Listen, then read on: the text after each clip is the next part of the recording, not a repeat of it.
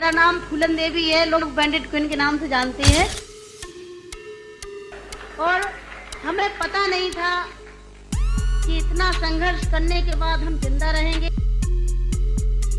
अगर हमें तुम मारोगे तो हम भी चुप नहीं बैठेंगे, हम भी जवाब देंगे। दोस्तों, फूलन देवी एक ऐसा नाम है जिनके बिना भारत में डकैती की कहानी अधूरी है।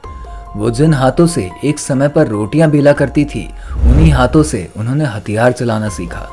बचपन में ही अपनी जमीन के लिए लड़ना, कम उम्र में शादी के बंधन में बंधना और अपने पति के द्वारा यौन शोषण झेलना फूलन देवी की जिंदगी किसी किताब से कम नहीं है, जिसके पन्नों में दुख, दर्द, पीड़ा के साथ साथ हौसले और हिम्मत की गाथा भी लिखी हुई है। फूलन देवी के डाकू बनने से लेकर एक सांसद बनने तक की कहानी आज हम आपको इस वीडियो में बताएंगे, तो इसे पूरा जरूर देखिए। फूलन देवी की जिंदगी की कहानी शुरू होती है यूपी के जालौन से।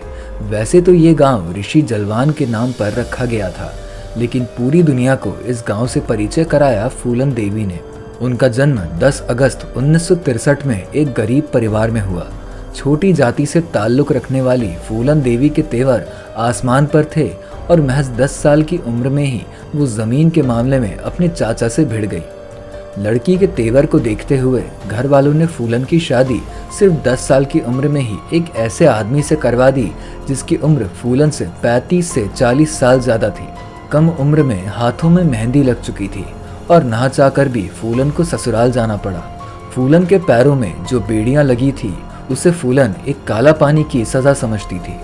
उनका पति उन्हें मारता पीटता रहता था, जिसके चलते वो एक बार अपने मायके चली आई, जिसके बाद उनके भाई ने उन्हें वापस ससुराल भेज दिया।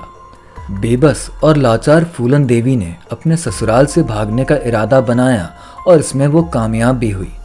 फूलन अब एक अलग रास्ते पर निकल चुकी थी और ये रास्ता उन्हें सीधा डाकुओं के गैंग में शामिल करता है।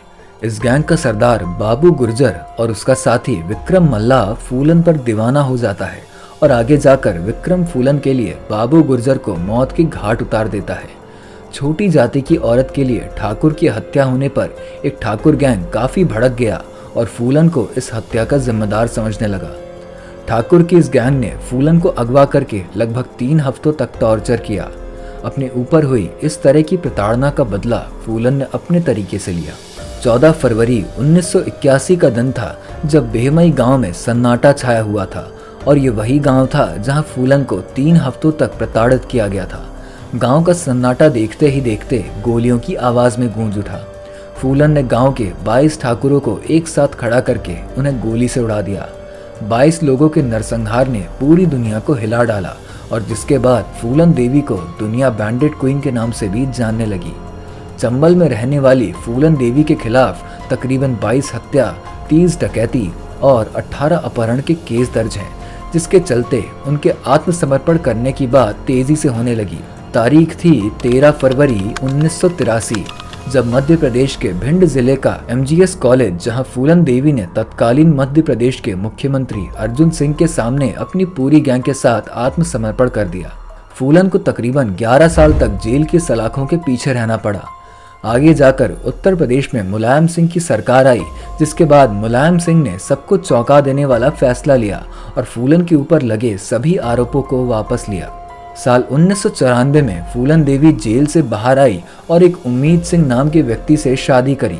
फूलन आगे जाकर 1986 में समाजवादी पार्टी में शामिल हुई और मिर्जापुर से सांसद बनकर चुनी गई। लेकिन 25 जुलाई 2001 फूलन देवी की जिंदगी का आखिरी दिन था। राजधानी दिल्ली में फूलन देवी के घर में ही उनकी शेर सिंह राणा नाम के व्यक्ति के द्वारा हत्या कर दी जाती है। कल तक जो शेरनी दहाड़ा करती थी, वो शांत हो चुकी थी। उनके हत्यारे शेर सिंह राणा ने कहा कि अब जाकर बेहमई हत्याकांड का बदला पूरा हुआ है। फूलन देवी के ऊपर बॉलीवुड की एक मूवी भी है जिसका नाम है बैंडेड क्वीन और आज दुनिया उन्हें इसी नाम से जानती है। हमारी वीडियो में आज सिर्फ इतना ही। वीडियो अगर पसंद आई हो तो इसे लाइक और शेयर करें और हमारे चैनल माफिया टॉक को सब्सक्राइब जरूर करें।